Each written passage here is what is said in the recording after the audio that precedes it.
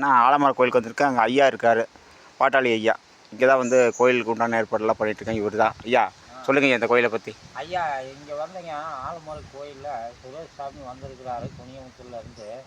இங்கே ஒரு கோயிலுக்கு கட்டுறதுக்கு உண்டான ஏற்பாடு பண்ணிகிட்ருக்குறோங்க ஐயா. ஏதோ உங்களால் முடிஞ்ச உதவிகள் நம்மளுக்கு பண்ணி கொடுங்க ஐயா. காணுங்க, இதுதான் அவர் கட்டிகிட்டு இருக்கிற கோயில் பாருங்கள். இதை கட்டியிருக்காரு, பாதியோடு நிற்கிது அப்படியே.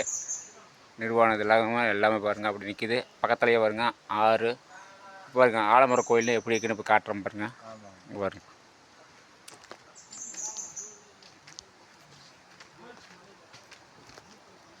இந்த ஆலமர கோயில் பாருங்கள்.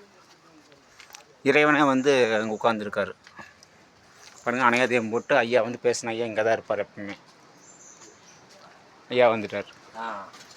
ஆமாங்க சாமி, இறைவா தான் இருக்கிறாரு ஐயா. வந்து பழைய நண்பர், நம்ம நண்பர் ஐயா கூட நம்ம வருஷமாக நான் வந்து அவர் வீட்டுக்கெல்லாம் போய் தங்கியிருக்கிறேன். ஆமாம் சாமி. ஐயா வீடு எங்கேங்க ஐயா? சிறுவாணிங்க ஐயா. ஐயா எத்தனை வருஷமாக நம்ம ரெண்டு பழக்கம் இருக்குங்க ஐயா? ஒரு 20 வருஷம் பழக்கம் இருக்குமாங்க ஐயா. இப்போ நீங்கள் என்னென்னங்க ஐயா பண்ணிட்டு இருக்கிறீங்க?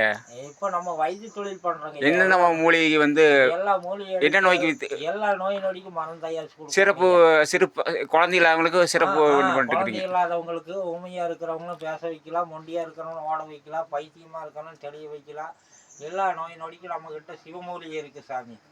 அவன் சிவனோட சித்தர் தான் எனக்கு. ஐயா வந்து நம்ம வருஷமும் இங்கே தான் இருக்கிற மௌனத்தில் தான் இருப்பார். ஆமாம் சாமி. இந்த மாதிரி நம்ம ஆளுகள் வந்தாங்கன்னா பழைய நண்பர்கள் தான் போய் பேசுவாருங்க. ஆமாம் சாமி.